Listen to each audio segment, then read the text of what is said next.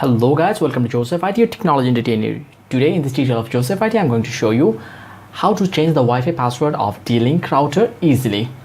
So as you can see that I'm connected to the internet and I'm going to my browser, typing the IP address of Dlink, that is as shown,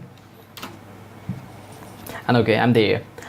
And currently I'm not using any password in my router and just simply logging in. Okay, now going to Wi-Fi, then Wi-Fi settings, and if I scroll down you'll be able to see preset key. This is the Wi-Fi password of mine. Now what I'm going to do, I'm just going to simply change the password with the current one I have in my mind, and that's the password that I'm currently going to choose as my password. Okay, Wi-Fi password, and clicking on apply. And now the password is being changed and it's showing me please wait a few seconds.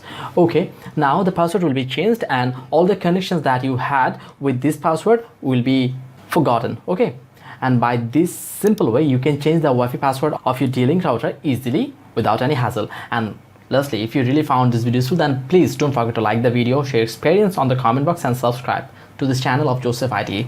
If you need any new video on this topic, simply feel free to comment. Goodbye.